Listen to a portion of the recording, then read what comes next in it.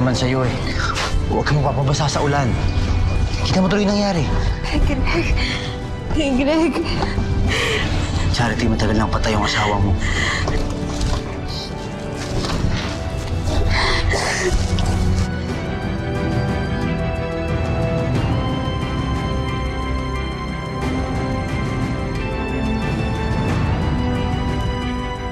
Bakit mo ko hinalikan?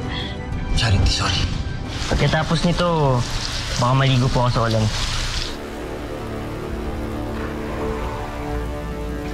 Hoy! Infected! Infected! Infected!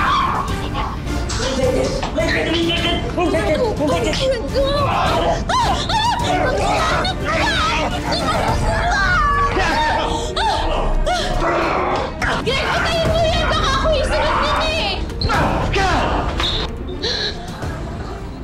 Ikaw naman, oh. Nagde-deny ka pa eh. Pambihira ka, oh. Alam mo, ibang tingin sa'yo ni Darius. Simula lang inalagaan mo siya. Tapos nun, pinayungan ka na umuulan. Nagpadala pa ng nurse. Inaisip ko tuloy parang ayoko maging leader ng kampo eh. Una si Fernan, si Darius, tapos ako. Ba, mahirap na, baka magkagusto ako sa'yo. Pwede ba dyan na lang muna ako? At hindi magandang idea yan. Tatakot ka na baka may mangyari sa atin? Sabi ko naman sa'yo, hindi ako magagalit. Sinabi ko naman sa'yo na mahal kita. Hindi nga kita mahal sa ganyang paraan eh. Hindi sa paraan na gusto mo. Sorry ha, pero si Charity pa rin ang laman ng puso ko. Naniniwala ako na darating yung panahon na mamamahal ulit yung puso mo. Makakaasa ka na sa pagdating ng panahon na yun. Dito pa rin ako naghihintay. Tungkol sa infected na nakapasok dito sa simbahan kanina. Eh, hindi ba takot sila sa ulan? Nagkakaroon na rin sila ng immunity sa tubig. Diyos ko.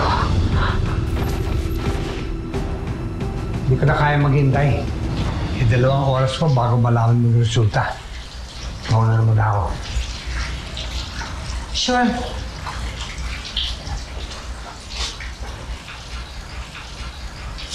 Ikaw, hindi ka pa ba inaantok? Pwede ka na umuwi. Magpapahinga lang po ako pag nasa kama na kayo.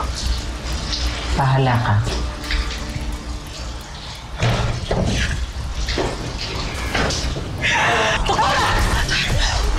Hold it. Isasadate ko siya.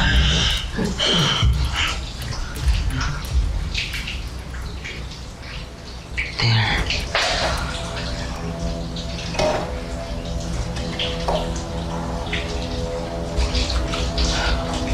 Salamat.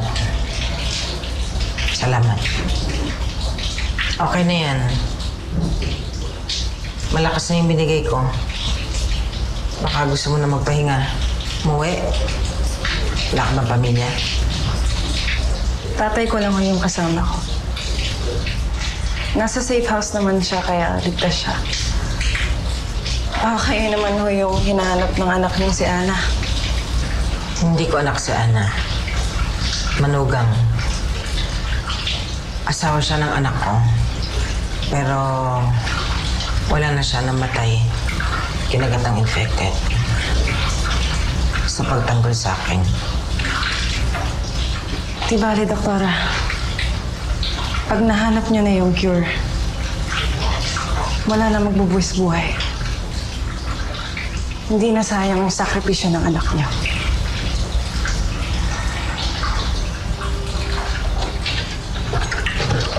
Alright.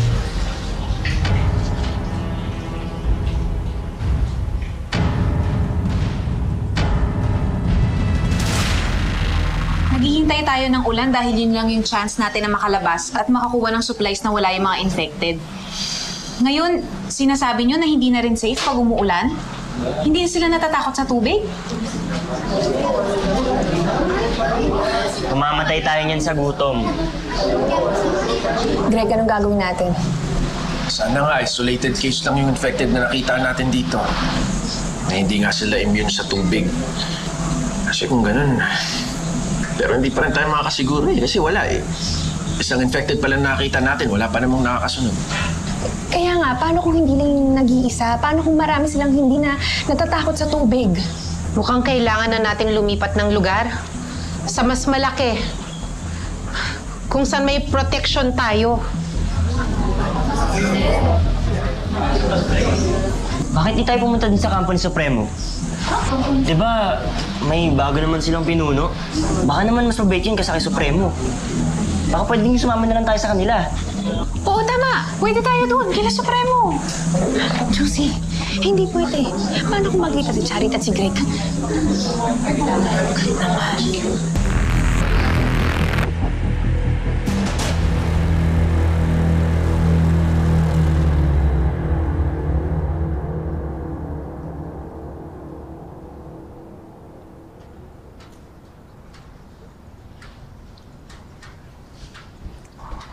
Ay, ako. Tinangali ako ng gising. Good morning, Mommy. Morning, anak. Morning. Good morning po.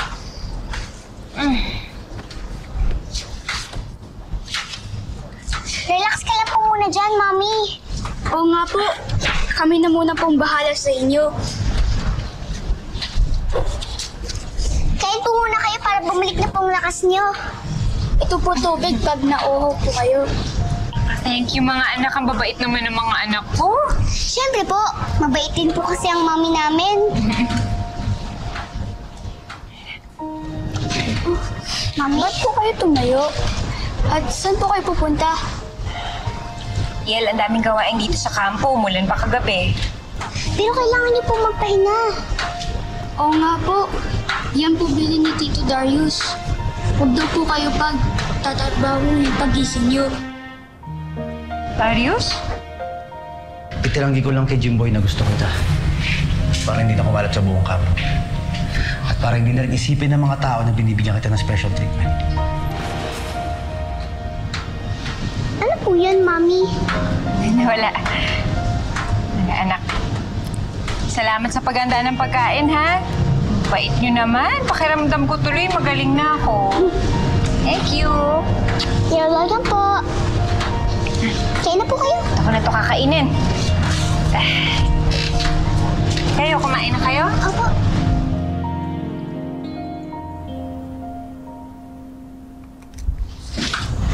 Wala. Mas mainam na yung bago mong gusto. Kahit hindi tayo magkasama, alam kong ligtas ka at mas makakatulog ako. Tay, ligtas nga ako. Pero pakiramdam ko parang wala naman ako silbi dito. Isang hamak na tagapagbantay lang ako. Ang binabantay mo naman ay ang pinaka-importanting tao sa bansa. Kaya ayos na rin yan. Oo. Yun na nga lang iniisip ko, Tay, eh. Tama ka dun. Malapit na bang madiskubre yung luna sa epidemya? Yun yung naririnig ko pag nag-uusap sila. Pero sa tingin ko, hindi ako maniniwala. Hanggat hindi nakakita ng mata ko mismo na may gumaling na infected, hindi ako aasa. Basta anak, mag-iingat ka palagi dyan, ha? Ikaw din, Tay. Tay, hindi ko pa alam kung kailan ako makakabalik dyan. Nagkahalat na rin yung mga infected sa labas. Kaya, huwag ka muna lalabas ng bahay, ha? Sige. Basta ikaw, huwag mo kakalimutan na tao ka rin. Hindi ka nga naapektuhan ng infected. Pero ibang sakit ang nadadapo sa'yo. Dahil kulang ka sa pahinga. Kailangan mo matulog, kailangan mo pahinga. Copy that. Sige. Ingat ka, ha?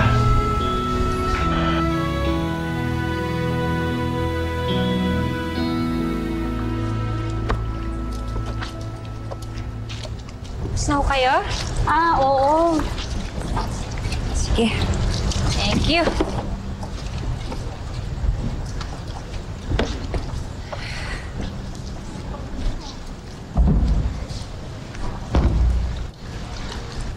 Charity, di ba kakagaling mo lang sa sakit? At nagtatrabaho ka na agad. Magaling na ako, Darius. Di ba sa'yo uso yung salitang binat? Di ba nurse ka? Sa dami nung kailangan trabahuin dito sa kampo, hindi pwedeng nakatunganga lang.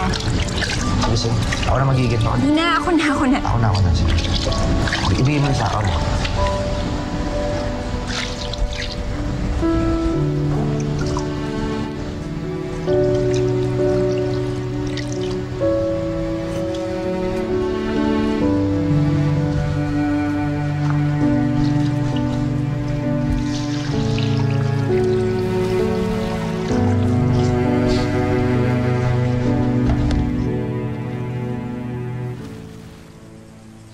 Makikipagkita na kami sa mga taga-kabilang kampo.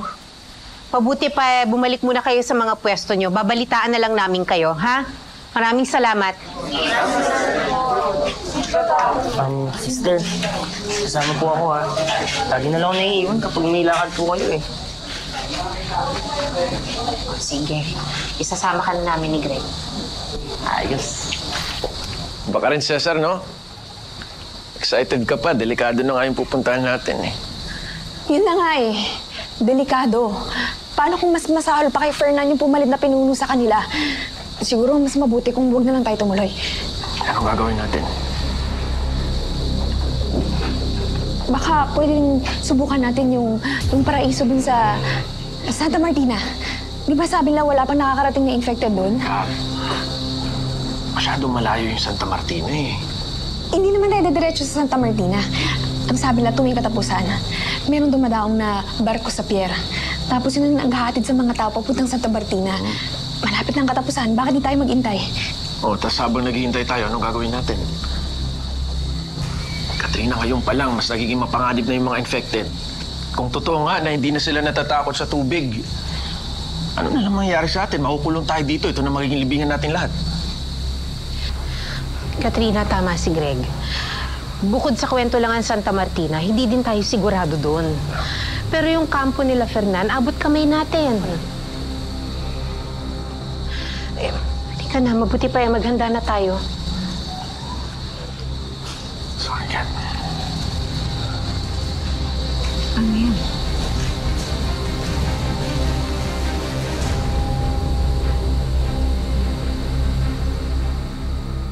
Ako na dyan. Ba na lang tulungan mo, kaya ko na to. Charity, ikaw yung kakagaling ng sasakit, di ba? So ikaw dapat yung tinutulungan ko. Bilang supremo, dapat sundin mo na yung desisyon ko. Tama? Okay lang naman eh. Charity, ako na nga.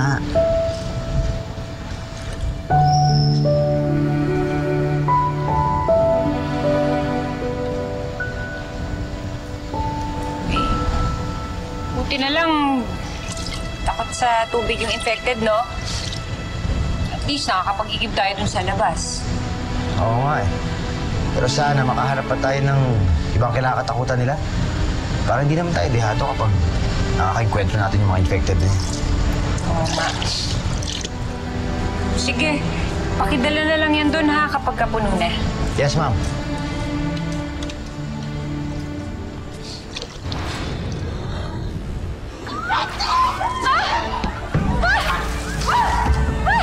Okay ka lang?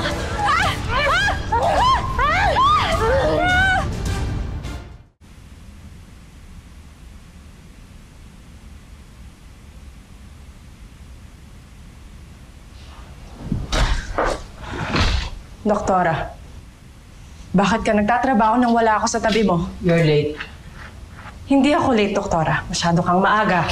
Hindi tayo dapat na mag-aksaya ng oras. Kung kinakailangan 24 oras akong gising gagawin ko, mahanap ko lang ang cure. Doktora, magkakaroon ka ng lapse of judgment pag puyat ka. Oh, yeah? Tignan mo na yung nangyari kagabi. Kung wala ako dito, baka nakagat ka na.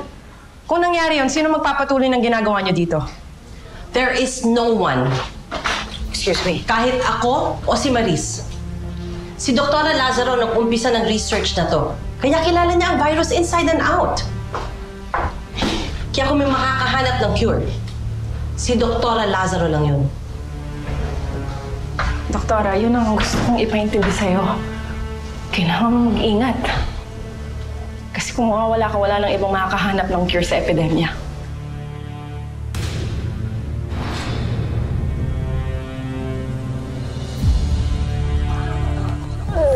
Hindi ko siya baka matamaan ka eh! Bitawan mo!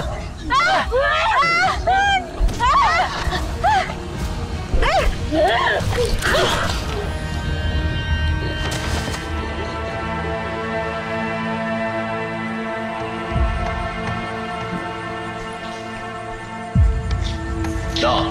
kumusta ang lakad mo? Confirm, boss. Doon na sa simbahan ng San Simon ang kampo ni Sister Rosita. Very good, very good. Oh, magpahinga muna. Pagbagsak ng dilim, lulusubin natin sila.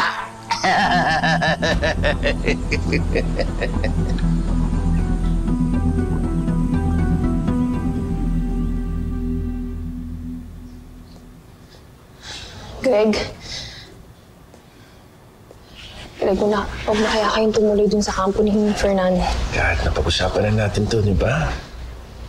Kailangan natin sumubok na makipagkasundo sa kabilang kampo.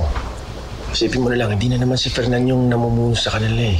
Kaya sigurado ako magiging successful tong lakad namin ni Sister. Eh, paano kung hindi? Alam mo naman kung gaano kasama si Fernan, di ba? Paano na lang yung nagpatalsik sa kanya?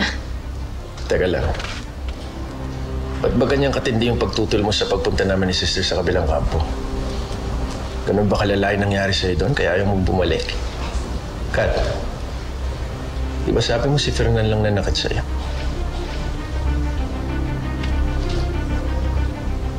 Tapatin mo ako, Kat.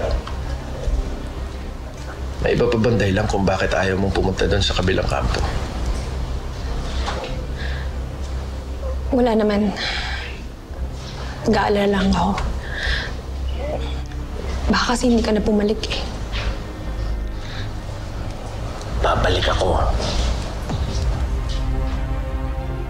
Sa pagbalik ko, isasama ko na kayong lahat. Papunta sa bago nating kampo.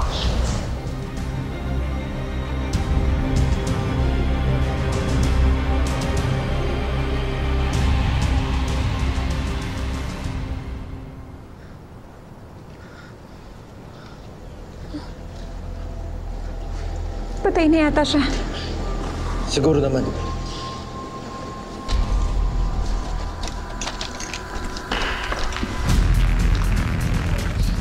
Paano naman may nakapasok na infected dito?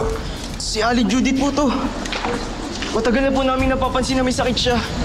Tapos bigla po siyang nawala. Hindi na po namin alam kung saan siya nagpunta.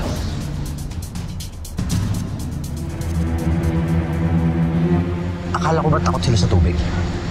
Oo nga, yun din ang akala ko. Ganun na nangyari.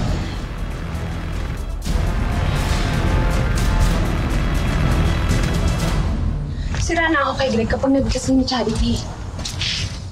Eh di pigilan mong mangyari yun. Eh paano nga ayaw magpaawat ni Greg? Ito naman, eh di sumama ka kina Greg. Eh anong sasabihin ko pag nakita sila ni Charity? Alam mo, mahirap talaga kapag imbento lang yung kwento eh, no? Mahirap matandaan.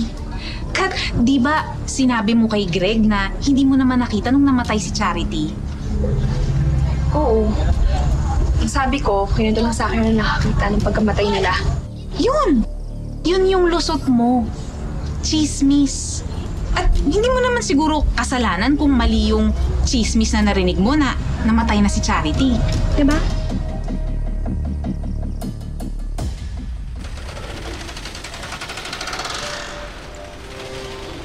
Sarado niyo yung mga gate, ha?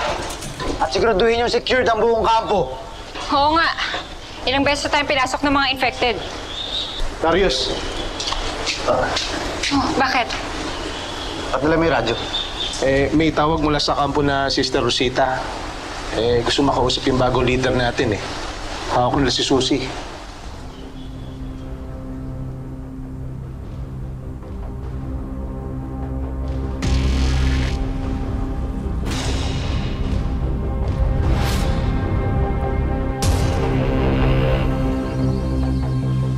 Bakit po dito tayo naghihintay? Tayo kasi ang may kailangan sa kanila. Kaya tayo mas lumapit sa kampo nila. Eh, bakit kailangan sa open area pa po? Para mas madali natin makita kung may mga infected na paparating.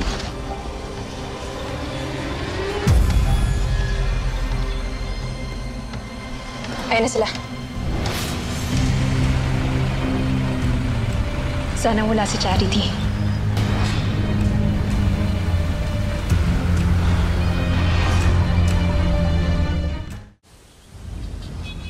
Cesar, hindi na kailangan yan. Nandito tayo para makipag-areglo. Sige na, hindi na kailangan.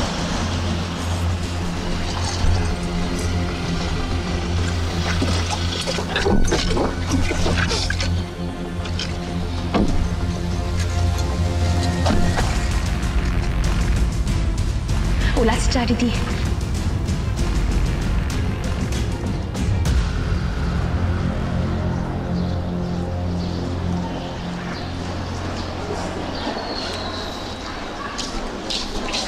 Sorry. Ay, salamat, Jimboy.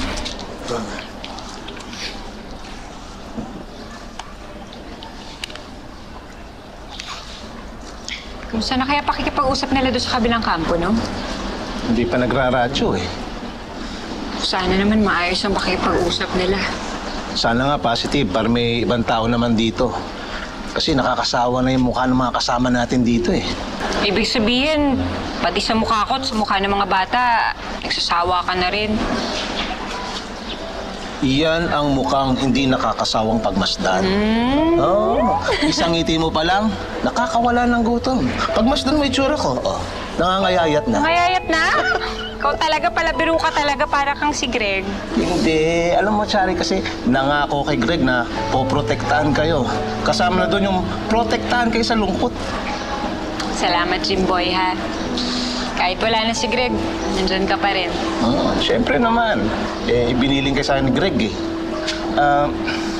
Shari, kambal ko si Greg. Pagmas na may tsura namin, isa. Tingnan mo, pagkakahawig namin.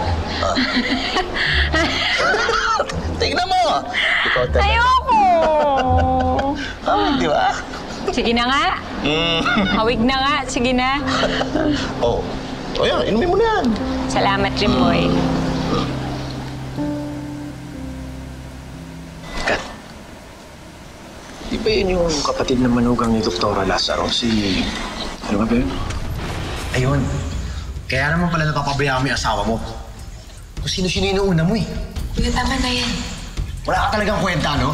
Sandali, mawalang galang lang. Hindi naman siguro ganyan si Dr. Lazaro. Kundi nga dahil sa kanya, baka hindi na namin nakita yung anak namin eh. Pwede ba? Huwag ka na nangyayalam dito. Darius. Di ba? Si Greg yun, ha? Kilala mo? Siya yung asawa ni Charity.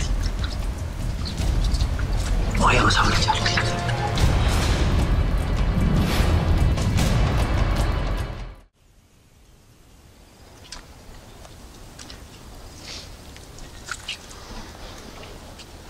Ikaw si Greg, di ba? Yung asawa ni Charity. Wala tayo dito para pag-usapan na nakaraan. Nandito tayo para pag-usapan ng kinabukasan nating lahat. Ayos din to.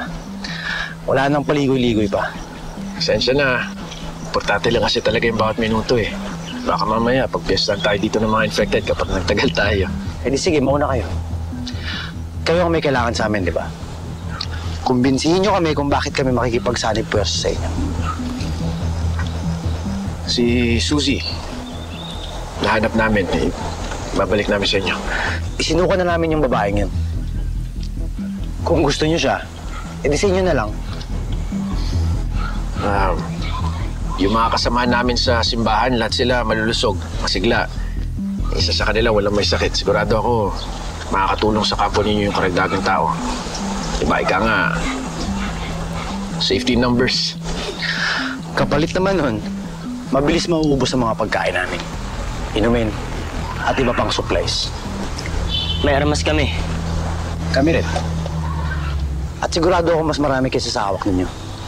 Kaya sabihin mo sa akin ngayon kung anong meron kayo na wala kami sa kampo. Bukod dyan kay sister. Dahil sa kampo namin, wala kaming madre, wala kaming pare.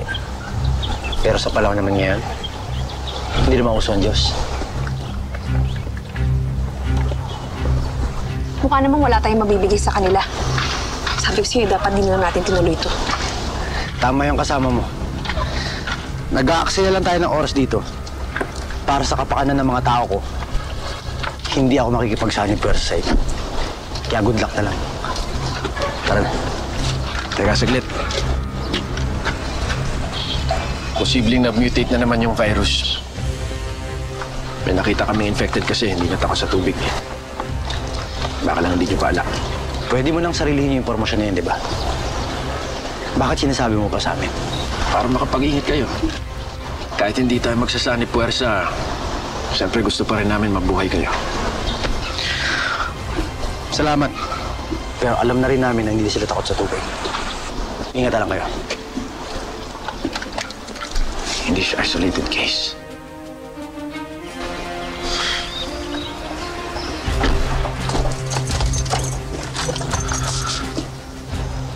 Bakit ka tumanggi na sumama sila sa atin? Narinig mo naman yung sinabi ko, di ba? Uulitin ko pa ba? Hindi mo na kailangang ulitin. Dahil di mo pa naman sinasabi kung ano yung totoo mong dahilan. Ano yun? Si Greg, na asawa ni Charity. Ayaw mong magkita silang mag-asawa. Tara na, bumalik tayo sa kampo. Bakit di mo man lang sinabi sa kanila na kasama natin yung mag-ina niya sa kampo? Bumalik tayo sa kampo. Hinihintay tayo ng Charity. Sabi mo ba sa asawa niya na buhay pa siya? Doktora, mag-ingat ka.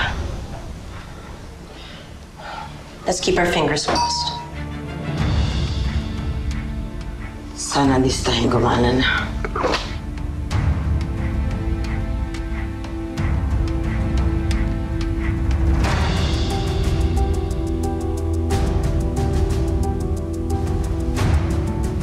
Parang nawawala yung infection sa katawan niya. It's working! Evangeline! Finally! Nahanap na natin ang cure.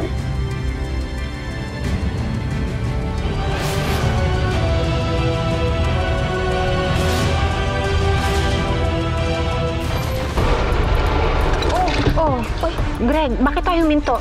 Wala na tanggas eh. Susundan ko sila Darius, hinga ko ng tulong. Ano? Lahat ng mga ginagamit ko, puro full-blown infected. Baka kailangan ko ng bagong infected. Eh, saan tayo kukuha nun? Ako na bahala.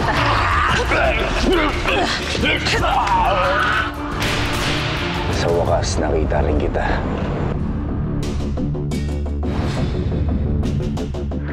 Walang pagsasabi pwersa na mangyayari. Kawawa naman sila sister, tinanggihan nyo. Mas makakawawa yung kampo natin kapag sumobra yung dami ng tao doon.